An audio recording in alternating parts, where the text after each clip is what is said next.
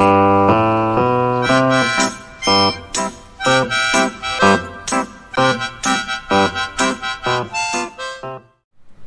úloha. V prvej úlohe máme zadanú funkciu a máme nájsť jej definičný obor. Hľadanie definičného oboru je vec, ktorú budete musieť robiť prakticky pri všetkých úlohách na funkcie až na veľmi vzácne výnimky, pretože definičný obor to je vlastne interval, alebo to je množina čísel, pre ktoré daná funkcia, respektíve jeden predpis definujúci danú funkciu má zmysel. Čiže v tomto prípade, keď máte tu na funkciu druhá odmocnina a pod ňou je minus 2 plus trojkový logaritmus x minus 1, musíte zistiť, že aké x do toho výrazu môžete dosadiť, tak aby to dávalo zmysel ten výraz, to znamená, aby ste ho mohli vypočítať tú hodnotu. Takže musíte si rozdeliť v tomto prípade tú funkciu na časti, lebo to je zložená funkcia. Vonkajšia funkcia je druhá odmocnina a vnútorná funkcia je minus 2 plus ten trojkový logaritmus. Začíname vždycky vnútornou funkciou. Takže ideme najskôr sa pozrieť na ten logaritmus. Tu minus dvojku si momentálne všímať nemusíme, tu budeme potom brať do úvahy, až keď budeme robiť vonkajšiu časť tej funkcie. Takže napíšeme si ju takto. Po a máme tam trojkový logaritmus x minus 1. No a teraz musíme vedieť, ako je definovaný logaritmus a pre aké hodnoty x ten logaritmus dáva zmysel, respektíve pre aké hodnoty argumentu, lebo v tomto prípade tu nemáme x, ale máme tu x minus 1 ako argument tej funkcie logaritmus. No, takže keď vieme, ako vyzerá funkcia logaritmus a aký má definičný obor, tak vieme, že jej argument musí byť ostro väčší ako 0. No a z toho dostávame nerovnicu, ktorú riešime, takže dostávame x minus 1 musí byť ostro väčšie ako 0, keď si to upravíme, to znamená, že dáme plus 1 na obidve strany tej nerovnice, tak dostaneme, že x je väčšie ako 1. Hej. Takže riešením tejto časti definičný obor toho logaritmu je interval otvorený 1 až nekonečno. Ale to je len ten logaritmus. No a teraz sa ideme pozrieť na tú vonkajšiu časť tej funkcie. To znamená, že po b tá vonkajšia časť tej funkcie, ja tu napíšem aj tú dvojku, je druhá odmocnina. Po to odmocninu máme nejaký výraz, ja ho tu teraz nebudem písať, to je proste ten výraz, ktorý tam je v zadaní. Tam minus 2 plus ten logaritmus. No a zase musíme vedieť, ako vyzerá druhá odmocnina, aký má definičný obor. No a z toho vieme, teda keď vieme, aký má definičný obor, vieme, že ten argument druhej odmocniny, to je to, čo je pod ňou, musí byť väčší alebo rovný ako 0. Takže z toho dostávame potom nerovnicu, ktorú budeme riešiť, a síce minus 2 plus trojkový logaritmus x minus 1 musí byť väčší alebo rovný ako 0. No tak pripočítame dvojku na obidve strany nerovnice, dostaneme trojkový logaritmus x minus 1 je väčší rovný ako 2. Teraz potrebujeme odstrániť ten logaritmus. Tak umocníme trojku na ľavú a pravú stranu tej nerovnice, pretože keď my vieme, ako vyzerá v tomto prípade konkrétne trojkový logaritmus, tak keď máte trojkový logaritmus nejakého čísla x, samozrejme nejakého prípustného čísla x a rovná sa to y, no tak potom to platí práve vtedy, ak x sa rovná 3 na y tu. Tá trojka, to je základ toho logaritmu, to znamená, že to som zobral odtiaľ tú trojku. No a teraz keď si umocníte teda na tretiu, tá trojku na ľavú a pravú stranu tejto nerovnice, tak dostanete, tá zátvorka je tam zbytočná, to som len opísal z toho, čo tam bolo hore, že x minus 1 musí byť väčšie alebo rovné ako 3 na druhu. 3 na druhu je 9, tak z toho dostanete, keď tam pripočítate na obidve strany ešte tú jednotku, že x musí byť väčšie rovné ako 9 plus 1, ja to tu napíšem, čiže x musí byť väčšie alebo rovné ako 10. Takže riešením tejto časti je interval, teraz napíšeme ako interval, uzavretý 10 až nekonečno. No, teraz si pozrieme tie intervaly. Ten logaritmus musí byť z tohoto intervalu, tá druhá odmocnina vyžaduje takýto interval, takže budeme brať prienik týchto dvoch intervalov. Keď si to nakreslíte na číselnej osi, prienik týchto dvoch intervalov, tak dostanete, že to je tento interval, to je ten menší z nich, pretože ten je celý obsiahnutý v tom prvom intervale 1 až nekonečno. Takže môžeme teraz na záver napísať, že definičný obor danej funkcie df sa bude rovnať uzavretý interval 10 až nekonečno. A to je odpoveď na danú úlohu. Takže riešením prvej úlohy je interval uzavretý zľava od 10 do nekonečno.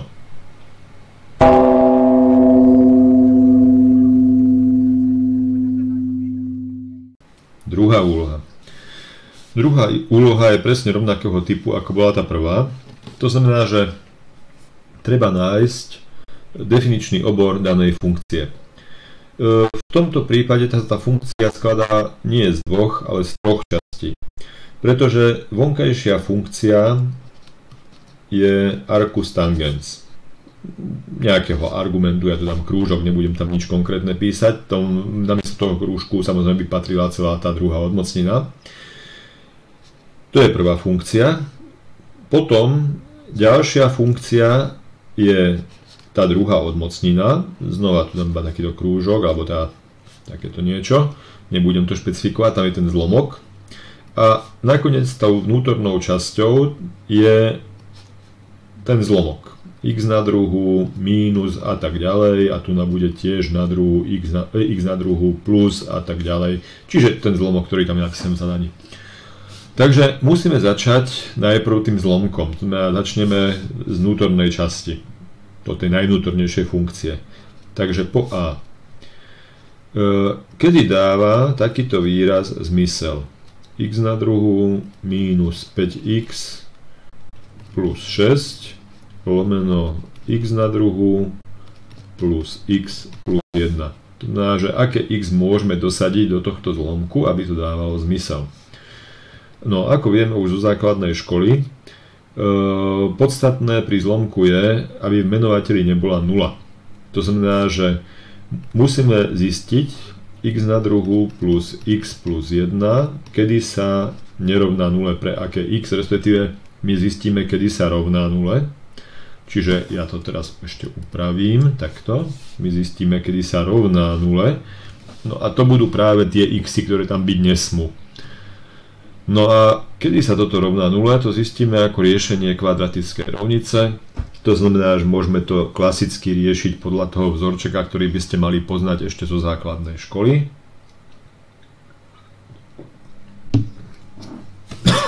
Takže môžeme si tu napísať ten vzorček, keď máte ax na druhu plus bx plus c, tak to je minus b plus minus odmocnina a tak ďalej. V tomto konkrétnom prípade to bude minus 1 plus minus odmocnina a teraz to bude to b na druhu, to je 1, minus 4ac. To znamená, že ačko je 1, cčko je 1, čiže to bude b na druhu, to je 1, minus 4ac, to bude 4 a lomeno 2a, čiže lomeno 2 v tomto prípade. No, keď to upravíte, dostanete, že to je minus 1 plus minus a odmocnina z minus 3. A to celé ešte lomeno 2. No my sme mali už komplexné čísla, takže viete, že v komplexných číslach by to samozrejme riešenie malo. Lenže my to teraz riešime v reálnych číslach, pretože my robíme s reálnymi funkciami a nie s komplexnými funkciami. Takže môžeme napísať, že pre x, nie rovná sa, ale pre x z množiny reálnych čísel platí, že x na druhu plus x plus 1 sa nikdy nebude rovnať 0, lebo tá rovnica nemá reálne korene. Takže pre žiadne reálne číslo toto nebude 0. Možno to budeme potrebovať neskôr. My si môžeme dosadením ľubovoľného čísla reálneho, napríklad 0, vypočítať, že akú to má hodnotu. A keď to nebude rovné 0 a má to napríklad x0 hodnotu, čiže takto ja to napíšem, že pre x0, pre x rovná sa 0, dostávame, že x na druhu plus x plus 1 sa bude rovnať 1 a to je väčšie ako 0. Čiže potom to pre všetky x musí reálne, čiže pre všetky x reálne platí, že x na druhu plus x plus 1 je nie rovné, ale väčšie ako 0. Inými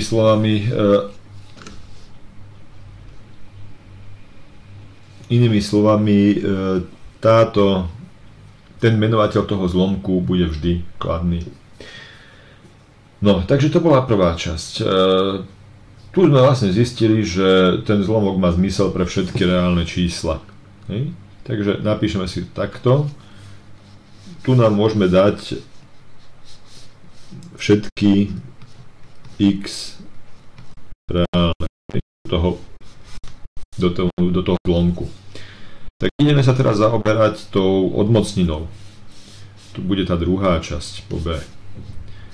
Keď máte odmocninu, a tu bude ten zlomok, nebudem ho vypisovať, ten je tam vedľa napísaný, tak vieme, že ten zlomok musí byť väčší alebo rovný ako 0. Takže ideme teraz zisťovať ten zlomok x na druhu minus 5x plus 6 lomeno x na druhu plus x plus 1, kedy je väčší rovný ako 0. No, toto sa dá použiť jeden trik. Vás samozrejme učili na strednej škole, keď máte takéto nerovnice riešiť, že riešite, kedy je čitateľ väčší ako 0, kedy je menovateľ väčší ako 0, väčší rovný, tá čitateľ väčší rovný ako 0 a menovateľ väčší ako 0 a kedy je to menšie a potom väčšie ako 0 to bude, keď obidva sú buď kladné súčasne, alebo obidva súčasne záporné. Toto my nebudeme robiť, pretože už sme si v predošlej časti ukázali, že tento menovateľ je vždy väčší ako 0.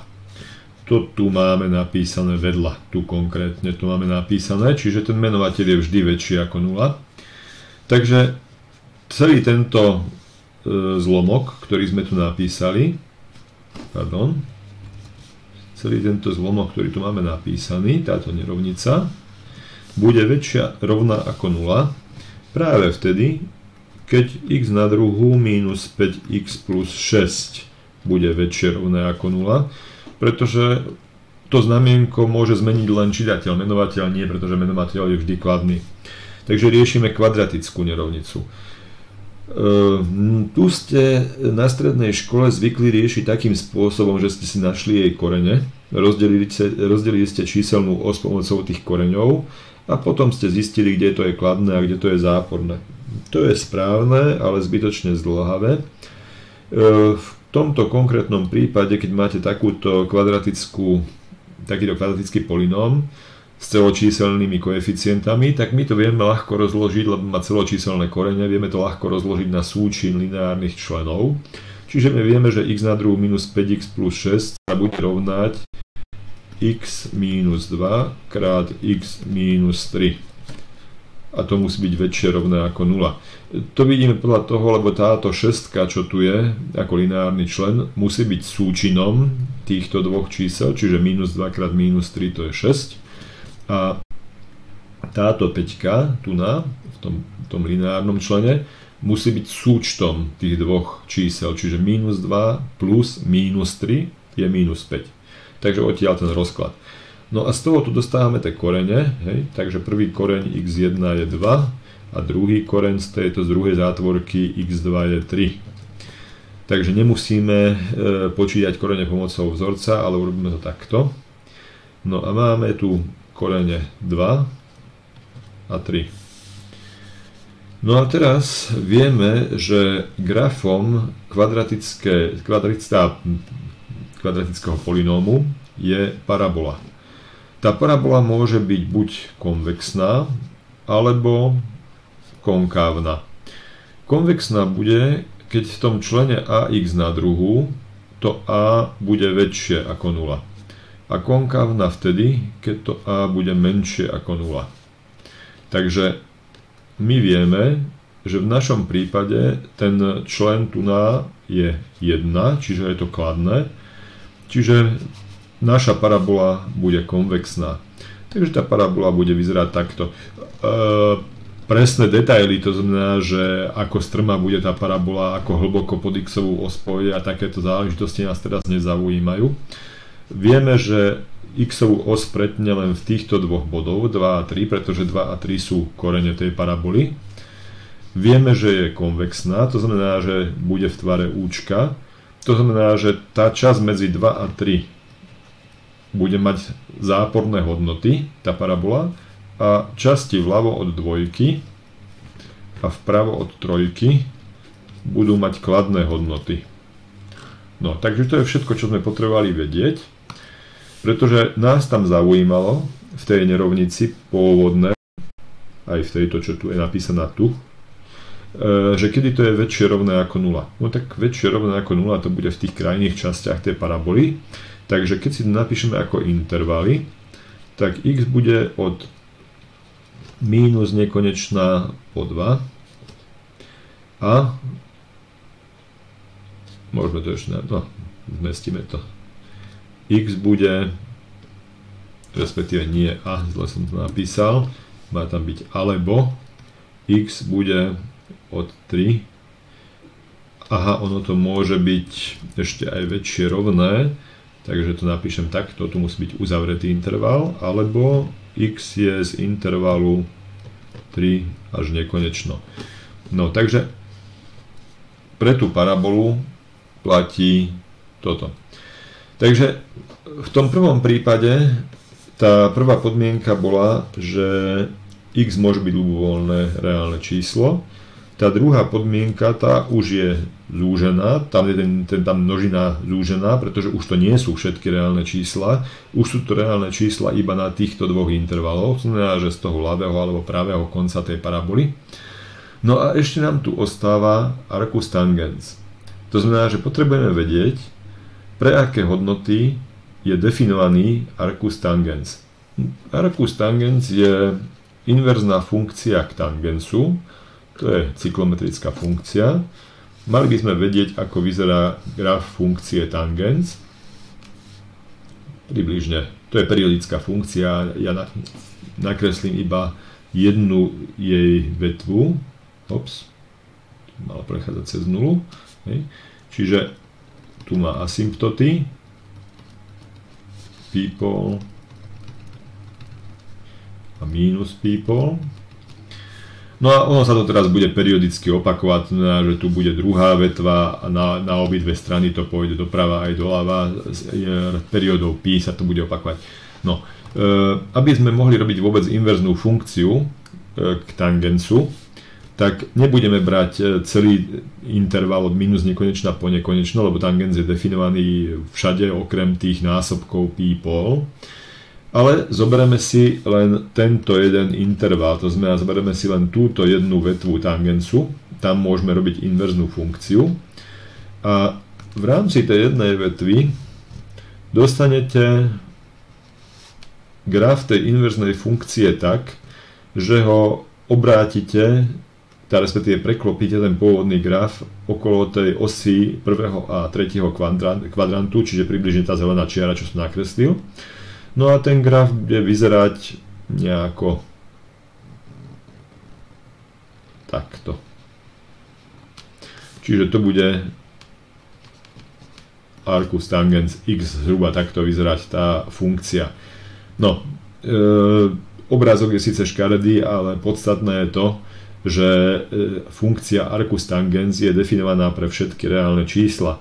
Čiže tam nie sú žiadne ďalšie obmedzenia. Do toho arcus tangensu my môžeme dosadiť akékoľvek reálne číslo. Takže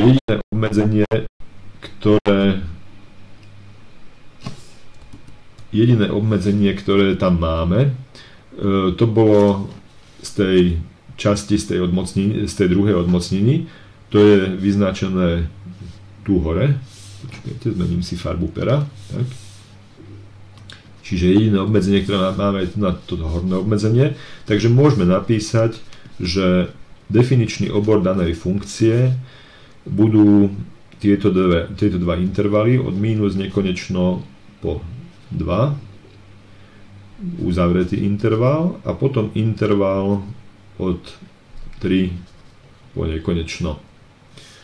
Takže to je odpoveď na druhú úlohu.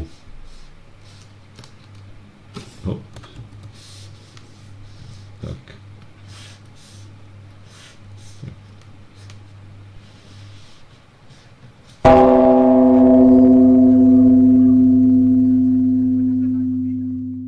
Tretí príklad. Tretí príklad je veľmi podobný tým predchádzajúcim dvom, to znamená, že máme nájsť definičný obor danej funkcie a máme načrtnúť jej graf. Definičný obor bude v tomto prípade veľmi jednoduchý, lebo tá funkcia pozostáva z x na druhu minus 4, to je vnútorná funkcia. To bude fungovať pre všetky reálne čísla, čiže tam môžete dosadiť hociaké reálne číslo. A tá vonkajšia funkcia je absolútna hodnota nejakého výrazu, čiže toto v tom krúžku je nejaký výraz. A do absolútnej hodnoty tiež môžete dosadiť akékoľvek reálne číslo.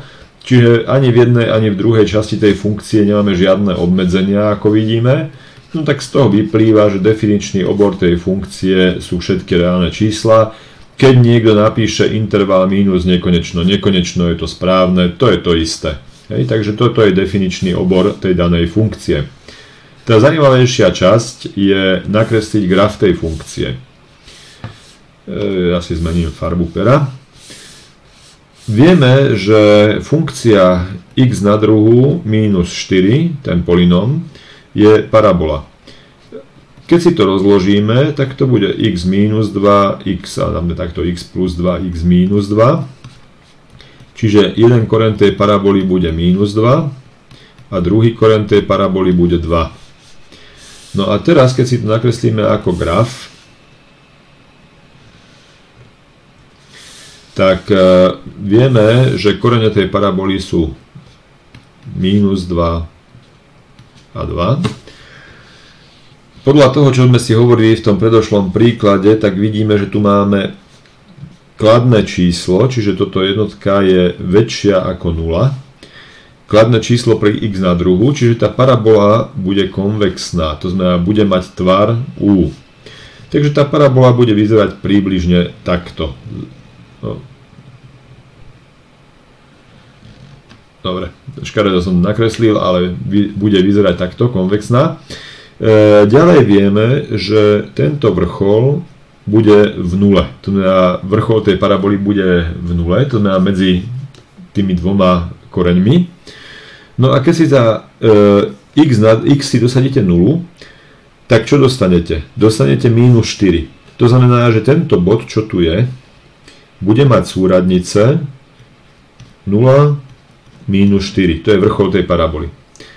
No a teraz čo vám urobí absolútna hodnota s nejakou hodnotou x? Keď máte absolútnu hodnotu x, no tak to sa rovná buď x pre x väčšie rovné ako 0, alebo sa to rovná minus x pre x menšie ako 0.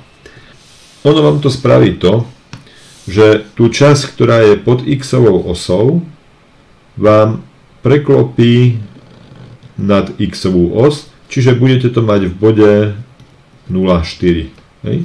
Takže graf tej funkcie vyzerá tak, že to, čo bolo nad x-ovou osou, ostane nad x-ovou osou a to, čo bolo pod x-ovou osou, sa preklopí zrkadlovo cez x-ovú os smerom nahor. To znamená, že táto časť, tá čierna časť z dola sa preklopí hore. No, to je k tomuto príkladu pravdepodobne všetko. Až na to, že ten obrázok je teda škaredo nakreslený, vy by ste ho mali načrtnúť troška krajšie, lenže mne sa na tom tablete nie moc dobre píše a kreslí, takže ja to urobím iba takýmto spôsobom zatiaľ.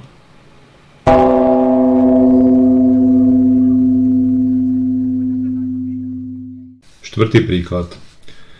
Štvrtý príklad je principiálne rovnaký, ako bol tretí príklad. To znamená, že máme danú funkciu a máme nájsť jej definičný obor a načrtnúť graf. Táto funkcia má ako vnútornú funkciu logaritmus, čiže je to logaritmus pri základe 1 polovica z x minus 1. Už sme si v niektorom z predošlých príkladov hovorili, že definičný obor logaritmu je taký, že jeho argument musí byť ostro väčší ako 0. Takže dostávame podmienku x minus 1 je väčšie ako 0, pripočítame jednotku k obom stranám nerovnice, dostaneme, že x je väčšie ako 1 a máme podmienku pre logaritmus. Vonkajšia funkcia je absolútna hodnota, čiže máme absolútnu hodnotu, tu je ten logaritmus, nebudem ho celý vypisovať. A už zo strednej školy vieme teda, že absolútna hodnota je funkcia, do ktorej môžeme dosadiť akékoľvek reálne číslo. To znamená, že je jedno, či to je kladné, záporné, malé, veľké, tu nám môžeme hocičo dosadiť. Takže jedinou podmienkou v súvislosti s definičným oborom je podmienka pre logaritmus, to je to x väčšie ako 1. No a z toho teda vieme napísať definičný obor tej pôvodnej funkcie a to je interval 1 až nekonečno. Takže máme definičný obor. No a teraz sa ideme pozrieť na graf tej funkcie. V prípade funkcie logaritmus sú principiálne dve možnosti, ako ten graf bude vypadať. Takže nakreslíme si takto súradnicové osy, napíšeme si tam takúto funkciu, logaritmus pri základe a z x, ako vyzerá. Vyznačíme si tu na x-ovú os jednotku. No, dáme 8. Tam mi akurát bude zavadzať. Dáme ju sem. Tak, no a teraz si vykreslíme dvoma farbami, ako to bude vyzerať. Takže červenou farbou si nakreslíme takýto graf. No, približne. Čiže smerom k nule to ide do mínus nekonečna. V jednotke to pretne x-ovú os a potom to pomaličky bude rásť do plus nekonečna. No a toto platí vtedy, keď to a je väčšie ako 1. To znamená, ten základ toho logaritmu, to ačko, je väčšie ako 1. A druhá možnosť, to bude vlastne zrkadlový obraz okolo x-ovej osy. To znamená, že takto. Pretne to x-ovú os v jednotke, tu na to bude rásť do plus nekonečna a tu na to na druhej strane bude pomaličky klesať do minus nekonečna.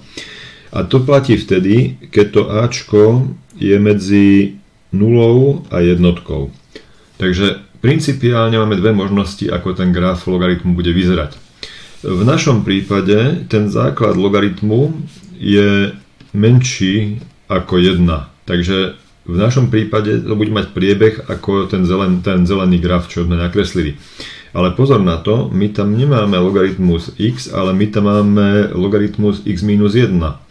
A x minus 1 rovná sa 0, pre x rovná sa 1. Čiže my tu na túto y-ovú os, ktorá vlastne je tá 0, pri ktorej to konverguje do plus nekonečna, tak bude posunutá do jednotky. Čiže táto 0 ako keby bola posunutá do jednotky. Takže ten graf bude u nás vyzerať nasledovne. No ja to načrtnem tu na dole. Zmeníme farbu. Takže y-ová os, x-ová os. Teraz tu nám to bude posunuté do jednotky, takže nakreslíme si to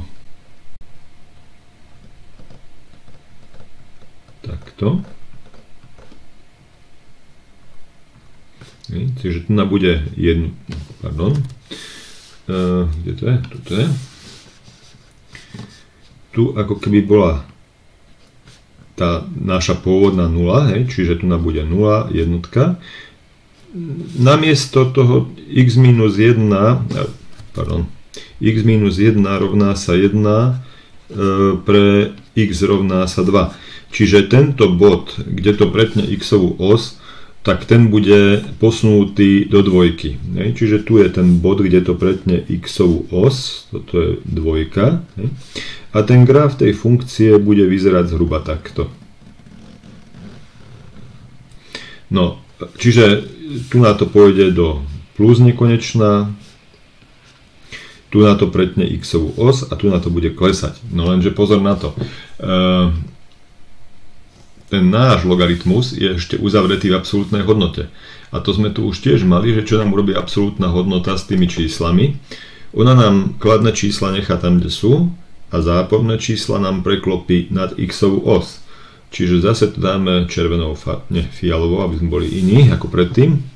Takže to, čo je tu na dole nakreslené, tá časť pod x-ovou osou, sa preklopí nad x-ovú os. Čiže toto bude zrkadlový obraz okolo x-ovej osy. No a tá časť, čo bola nad x-ovou osou, tá zostáva. Čiže toto bude, takto vyzerá ten graf funkcie a zhora ideme ešte raz, to obtiahneme tú čiaru a tu pôjdeme pomaličky do plus nekonečná a v dvojke sa iba dotkneme x-ovej osy. Takže takto vyzerá graf funkcie fx, tá fialová čiara, ktorá tam je nakreslená. Hotovo, to je všetko k tomuto príkladu.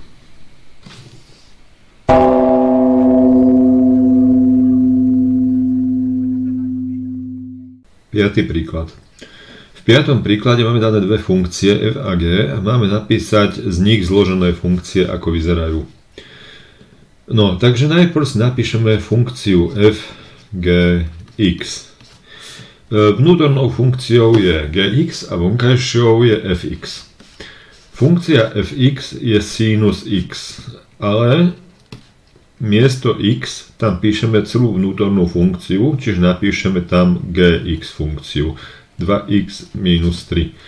Takže zložená funkcia fgx vyzerá sinus zátvorka 2x minus 3. Definičný obor tejto funkcie bude, máme zase vnútornú funkciu to g, tam sú všetky reálne čísla a sinus má tiež definičný obor všetky reálne čísla, takže definičný obor fg funkcie budú všetky reálne čísla, alebo keď chcete, môžete to napísať aj ako interval minus nekonečno a nekonečno, ale stručnejšie a krajšie sa mi zdá byť toto r, keď napíšete iba. Takže to je funkcia fgx. A teraz opačná zložená funkcia gfx. No teraz vonkajšia funkcia je to 2x minus 3. Lenže namiesto x píšeme tú vnútornú funkciu sinus x. Čiže 2 sinus x minus 3. Hneď vidíte ten rozdiel medzi tými dvoma funkciami. No ale v definičnom obore nebude žiadny rozdiel, pretože máme tam funkciu sinus x, čo môžeme dosadiť ľubovoľné x ľubovoľné reálne číslo za x. Takže znova definičný obor tejto zloženej funkcie gfx, čo samozrejme nemusí platiť vo všeobecnosti, sú reálne čísla. Takže máme obidve zložené funkcie, aj ich definičné obory.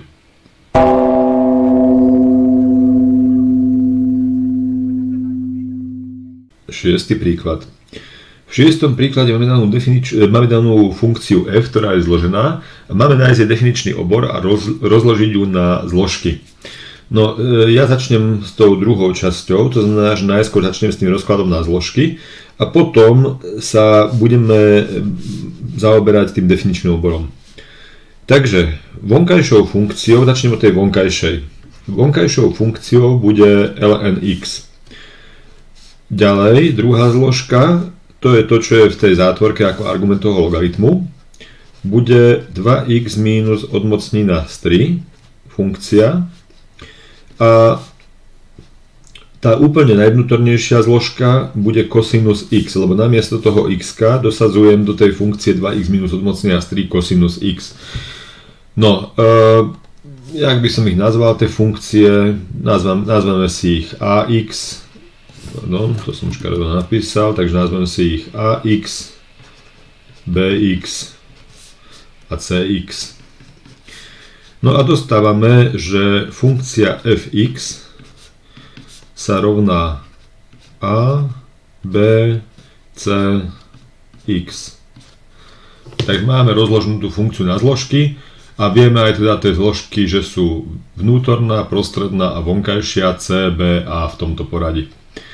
Takže to máme tu druhú časť tej úlohy, no a teraz definičný obor.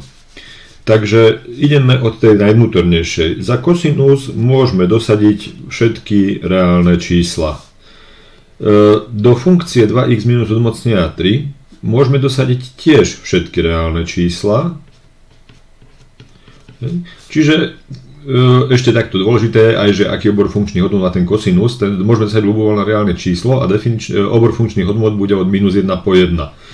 No ale keďže tu môžeme dosadiť do tej ďalšej funkcie všetky reálne čísla, no tak určite tam môžeme dosadiť aj čísla, ktoré sú od minus 1 po 1. No, jediný problém nastáva pri tom logaritme, pretože pri tom logaritme x musí byť väčšie ako 0, respektíve aj argument toho logaritmu musí byť väčší ako 0, lenže argument toho logaritmu je tu na táto časť. Takže ideme si takto urobiť. Ten kosinus x je medzi minus jednotkou a jednotkou. Keď dosadíme teraz nejaké číslo medzi minus 1 a 1 do tejto funkcie, tak najmenšia hodnota bude minus 2 minus odmocnina z 3 a najväčšia hodnota bude 2 minus odmocnina z 3. No a my tu potrebujeme, aby sme brali len kladné čísla. Takže ideme si riešiť na nerovnicu, ja to nakreslím, napíšem tu na niekde bokom. Ideme riešiť nerovnicu 2x minus odmocnina 3 je väčšia ako 0 a ideme zistiť, že aké musí byť to x, aby to platilo. Takže dáme tu odmocninu 3, pripočítame na obidve strany. 2x je väčšie ako odmocnina z 3. X musí byť väčšie ako odmocnina z 3 lomeno 2. Takže už vidíme, aké musí byť to x v tej prostrednej časti. No a keď vieme, aké musí byť to x, tak z toho si musíme teraz zistiť, aký musí byť ten aký musí byť argument toho kosinusu. No, kosinus je periodická funkcia a keď budeme načrtávať jeho graf, tak mohli by sme urobiť to tak, že nakreslíme si celú jednu periódu od 0 po 2π, ale ja to urobím tak, že nakreslím to od minus π pol. To som to nakreslil, dobre. Takto od minus π pol. Dobre, takže tu je tá jedna štandardná perióda. To znamená, že od 0 po 2π sa to obvykle kreslí. Tu máte π a tu je π pol. Ja to zoberiem od minus π pol. To znamená, že ono teraz na obidve strany to pokračuje ďalej, tá funkcia. Hej.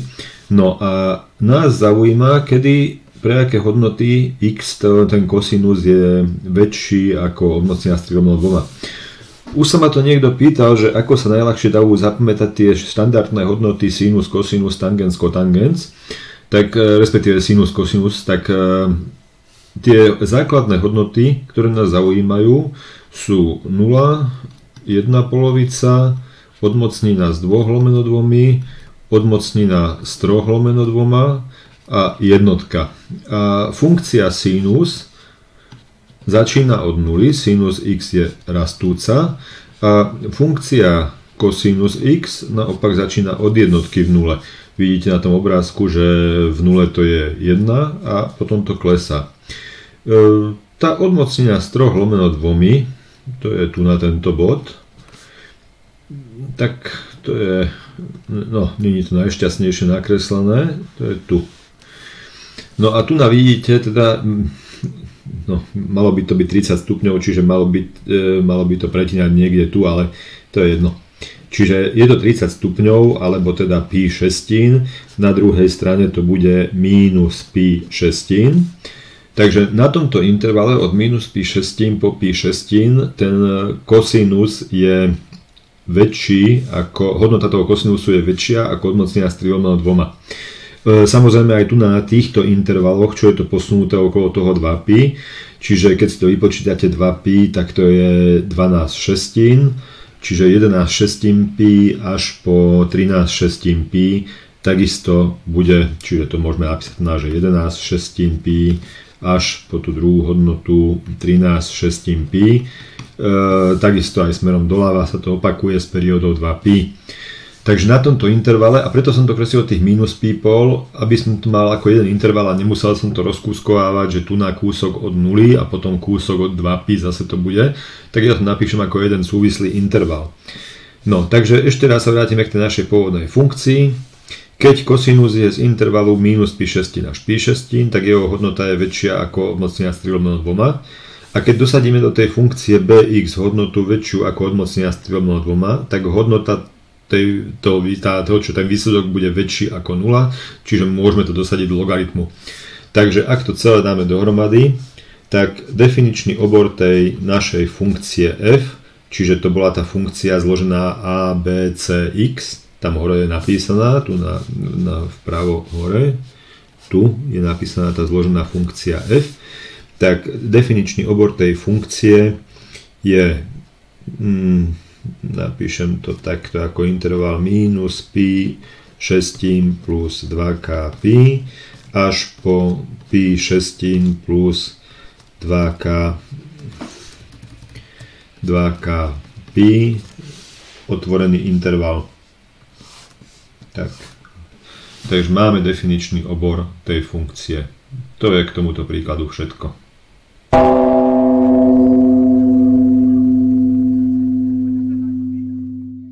Siedmy príklad. V 7. príklade máme určiť definičný obor a paritu funkcie. Definičný obor je veľmi jednoduchý. Tej funkcii fx máme polynóm x na tretiu minus x a vidíme, respektíve mali by sme vedieť, že do takéhoto polynómu môžeme dosať ľubovoľné reálne číslo x bez obmedzení, takže definičný obor sú všetky reálne čísla. A teraz, čo to je parita funkcie? Tak máme dve možnosti. Funkcia môže byť buď párna, dáme si takto, alebo nepárna.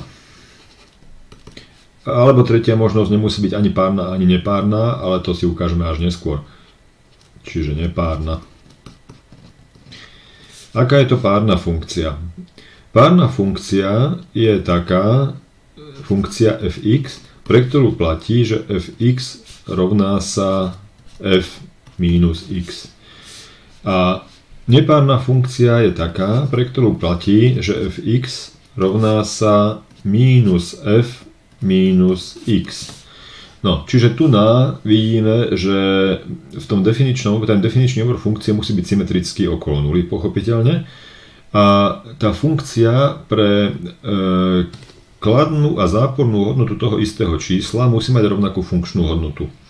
No a tu sa mení ešte znamienko, to znamená, že nebude mať rovnakú funkčnú hodnotu, ale bude mať s opačným znamienkom tú funkčnú hodnotu, ale rovnako veľkú. Príklady párnych a nepárnych funkcií, tak napríklad párna funkcia je x na druhú, alebo z goniometrických funkcií párna funkcia je kosinus x a tak ďalej, samozrejme existuje ich veľa. A príklady nepárnych funkcií sú napríklad x na tretiu, alebo aj x na prvú takisto, alebo z goniometrických funkcií sinus x a ďalších nekonečne veľa funkcií. No a ako zistíme, či nejaká funkcia je párna alebo nepárna? No zistíme to veľmi jednoducho, vypočítame si hodnotu f minus x a z toho zistíme, akom vzťahu je to s tou pôvodnou funkciou fx. Pretože funkcie vo všeobecnosti nemusia byť párne alebo nepárne, nemusia spĺňať ani jedno, ani druhé. Keď si zoberete funkciu, ktorá napríklad x na druhú plus x na tretiu nie je ani párna, ani nepárna, táto funkcia. Takže nemusí byť tá funkcia ani taká, ani taká. No, takže vypočítame si na f minus x. To je zložená funkcia, čiže namiesto x dosadzujeme minus x. To bude minus x na tretiu minus x. No a teraz to minus x na tretiu my môžeme rozpísať ako minus 1 na tretiu krát x na tretiu. Tamto zátvorka je zbytočná. Tak. A minus x napíšeme ako plus x. No a dostaneme, že to je minus 1 na tretiu, to je minus 1, čiže minus x na tretiu plus x. A teraz keď si vyťahneme to mínusko pred zátvorku, tak dostaneme, že to je minus zátvorka x na tretiu minus x. Inými slovami, dostali sme, že f minus x sa rovná minus fx. A to je to isté, ako keby som napísal, že fx sa rovná minus f minus x. Tak. Čiže to je to, čo som tu nahore napísal ako definíciu, riadok nižšie, definíciu nepárnej funkcie. Takže v našom prípade je funkcia nepárna. Funkcia fx je nepárna. No, dobre, škaredo som to napísal. Nepárna, tak.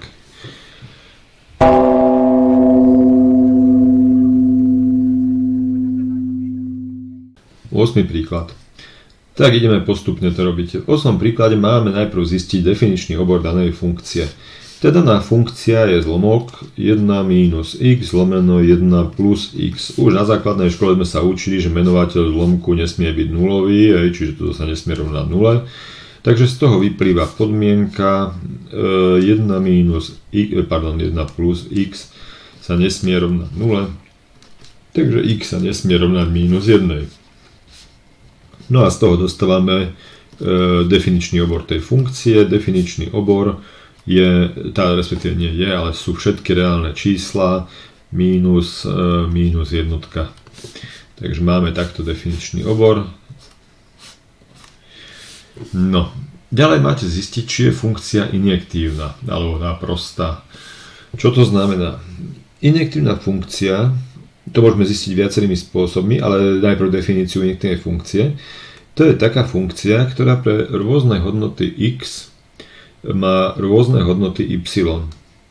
Čiže môžeme to napísať takto. Ak x1 a x2 sú z definičného oboru a x1 nerovná sa x2, tak potom fx1 nesmie sa rovnať fx2. Jedna z možností.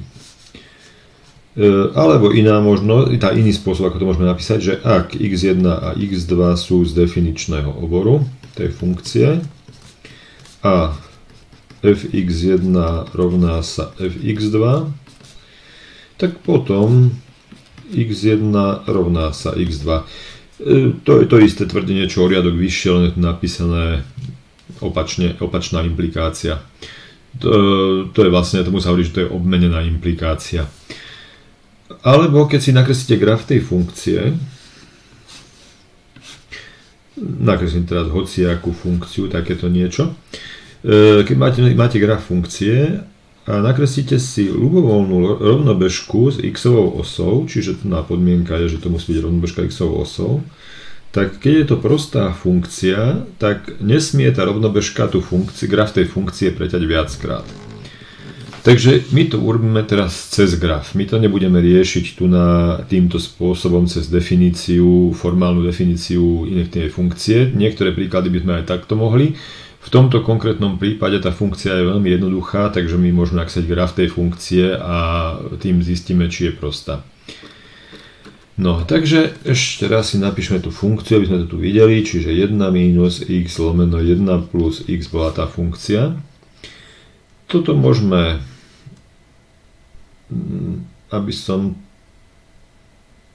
to mal naopak, dám tam takto mínusko, v čítateli vyberám mínusko pred zátvorku, menovateľ napíšem iba v opačnom poradí a tu nám bude nie 1 minus x, ale x minus 1.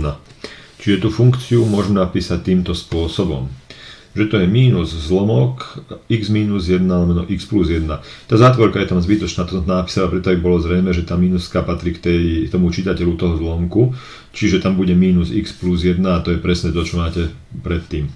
Takže ja to teraz napíšem ešte inak, to mínusko nechám tam, zátvorku vyhodím odtiaľ, x minus 1 lomeno x plus 1 a teraz tu dáte plus 1, minus 1 do čitateľa. To plus 1 minus 1 to je iba 0 napísaná iným spôsobom. No a teraz prehodíte tieto dve čísla, to minus 1 a plus 1 prehodíte. Čiže tu môžeme napísať, že to je mínus zlomok x plus 1 minus 2. Tam som tie jednotky sčítal, lomeno x plus 1. No a možno už vidíte, k čomu smerujem. Takže mínus x plus 1 lomeno x plus 1. A teraz to bude, ja to dám do zátvorky, aby som nemusel dvakrát písať to mínusko. Minus 2 lomeno x plus 1. To sú zatiaľ základoškolské úpravy, to znamená, že žiadne nejaké triky. Túto zátvorku tým mínuskom teraz roznásobím, čiže mínus minus tu bude plus, ten druhý zlomok a ten prvý bude mínus. Čiže pokračujeme ďalej. To bude 2 lomeno x plus 1 a mínus, a ten zlomok x plus 1 lomeno x plus 1, to je zase iba jednotka napísaná iným spôsobom, toto tu sa rovná 1. Čiže to bude minus 1. No. A teraz, čo je graf tohoto tu? My vieme, že 1 lomeno x, graf tohoto je hyperbola.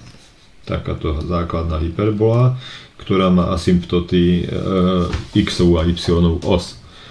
No a teraz, čo sa stane, keď tam budete mať x plus 1? Tak x plus 1, keď tam bude v menovateli namiesto x, tak sa posunie 0 do minus jednotky. Čiže tá hyperbola bude vyzerať takto. Tu sú osy, tu bude mínus jednotka. Čiže 1 lomeno x plus 1 vám posunula tú hyperbolu doľava.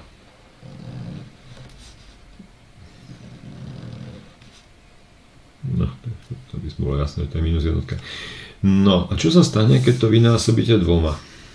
No tak tá hyperbola, každá jej hodnota sa dvojnásobne zväčší, takže bude troška strmšia tá hyperbola, ale v princípe sa nič nestane. Ten obrázok bude vyzerať v princípe rovnako. Čiže tu bude tá mínus jednotka a toto pôjde troška strmšie, to znamená, že všetky hodnoty budú krát 2. Čiže ak by sme mierku zmenili iba mínus jednotke. Čiže toto bude 2 lomeno x plus 1. A čo sa stane, keď tam dáte ešte minus 1? No tak všetky hodnoty klesnú o jednotku nadol, takže namiesto x-ovej osy bude asymptotou minus jednotka. Takže ešte si to nakreslíme takto jedenkrát.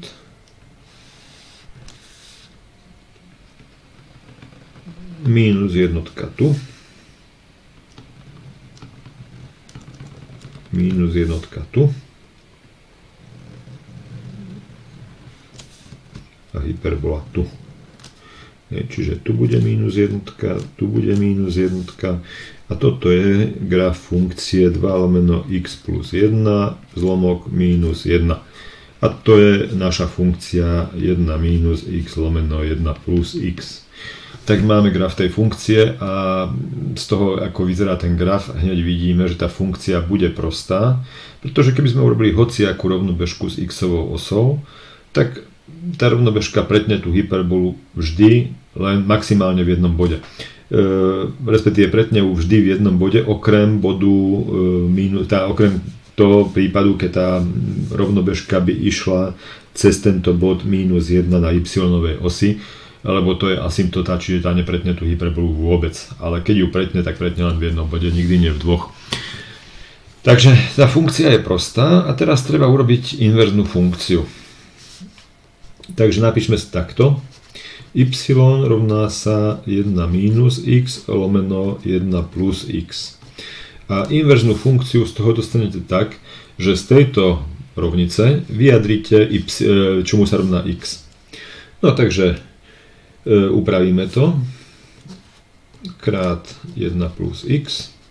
Samozrejme musíme brať do úvahy ten definičný obor, ale ten sme urobili už na začiatku, čiže to x nesmie byť minus 1. Čiže to je y krát 1 plus x rovná sa 1 minus x. Toto roznásobíme, čiže y plus yx rovná sa 1 minus x. Zátvorka tam nepatrí. Teraz tu dáme tam takto, pripočítame tam x, odpočítame y. Čiže toto bude yx plus x sa rovná 1 minus y. Tu vytiahneme x pred zátvorku. Y plus 1 rovná sa 1 minus y. No a teraz ešte to vydelíme deleno y plus 1 a budem pokračovať tu nahore. Dostaneme x rovná sa 1 minus y lomeno y plus 1, alebo môžeme napísať takto 1 minus y lomeno 1 plus y. No a keď si nahradíte teraz toto x f na minus prvú x, tak toto je, a tu nás nahradíte y x-kami, tak to je tá inverzná funkcia. Čiže f na minus prvú x sa rovná 1 minus x lomeno 1 plus x. No a takejto funkcii, ako vidíme, že sa rovná tej pôvodnej funkcii, hej, tá pôvodná funkcia bola tiež, kde mám tu myš? Tu. Tá funkcia pôvodná bola 1 minus x lomeno 1 plus x, čo je vlastne to isté, ten istý predpis, tak tomu sa hovorí, že to je samoinverzná funkcia. To znamená, že keď dvakrát dosadíte nejakú hodnotu x do tej funkcie, dostanete hodnotu y a tú hodnotu y dosadíte do tej funkcie, tak dostanete pôvodnú hodnotu x. Čiže je samoinverzná.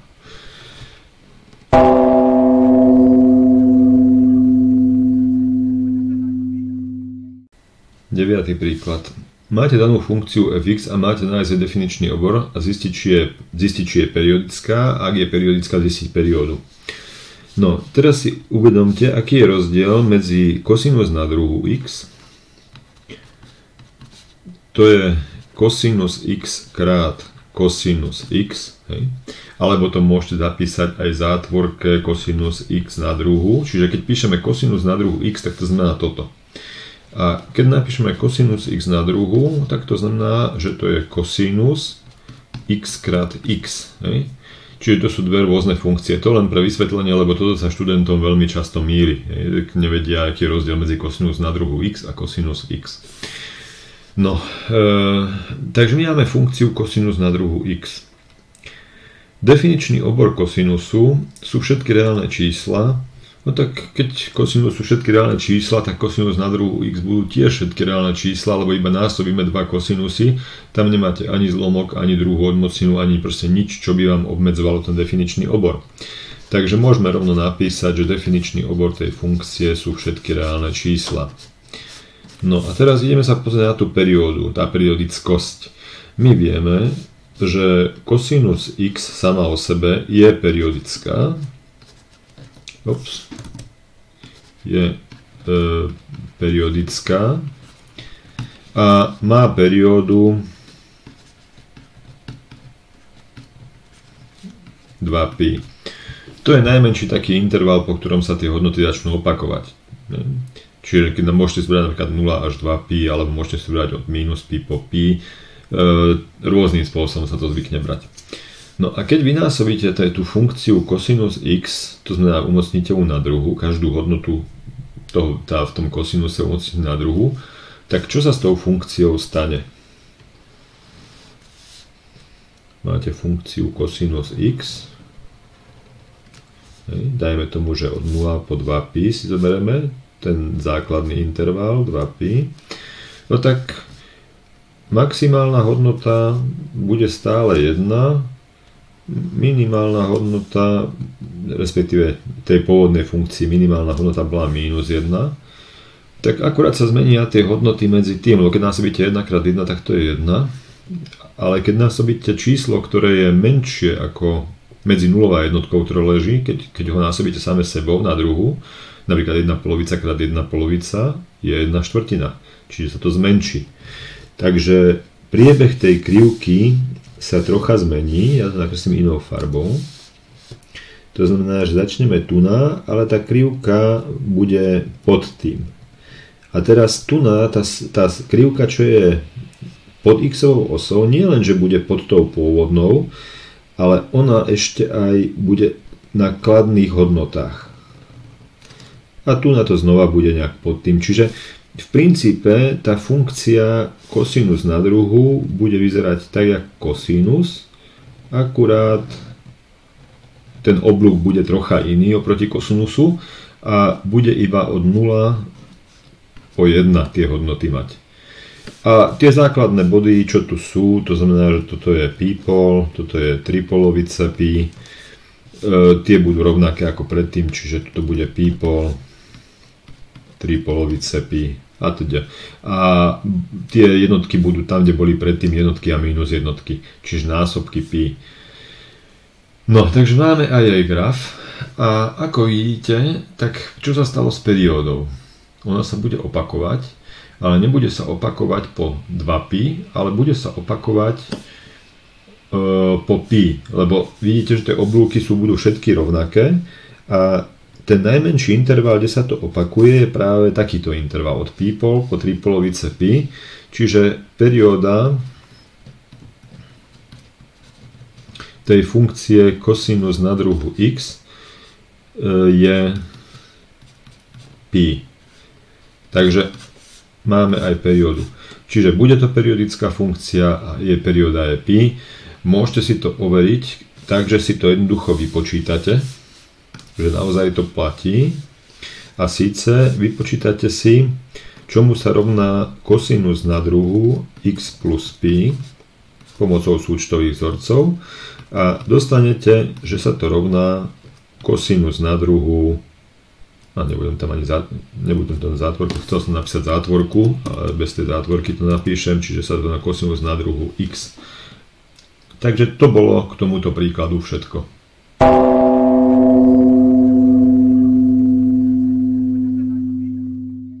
Desiatý príklad.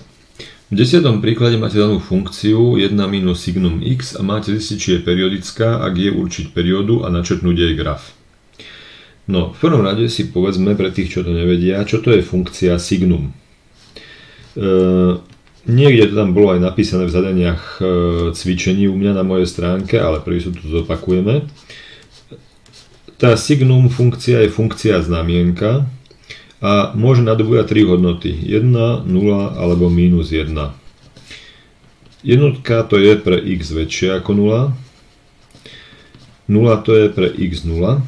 A minus jednotka pre x pre x menšie ako 0. To znamená pre záporné čísla minus 1, pre kladné čísla 1 a pre 0 to je 0. Takže keď si nakreslíte graf funkcie signum, to sú osy, tu je 0, tu je jednotka, tu je minus jednotka, tak ten graf bude vyzerať takto. Pre záporné čísla minus 1, tu nič, pre 0 to je 0, v jednotke pre kladné čísla to je jednotka. Čiže toto je graf funkcie signum x. No a ako bude vyzerať graf funkcie 1 minus signum x? No tak čo nám spraví to mínusko pred tým signom tu v tej funkcii? Obráti nám hodnoty kladné na záporné. To znamená, že preklopí sa to okolo x-ovej osy. Keby som to chcel nakresliť do toho grafu, čo je tu tak vlastne toto musím prevrátiť okolo x-ovej osy. Takže ten graf bude vyzerať takto. Bez toho 1, iba minus signum x. Bude vyzerať tak, že pre kladné čísla to bude minus 1. Pre záporné čísla to bude 1 a pre 0 to je 0. No a teraz tretia funkcia bude 1 mínus signum x. To znamená, k tejto funkcii vy pripočítate jednotku, hej? Čiže dáte ešte plus 1.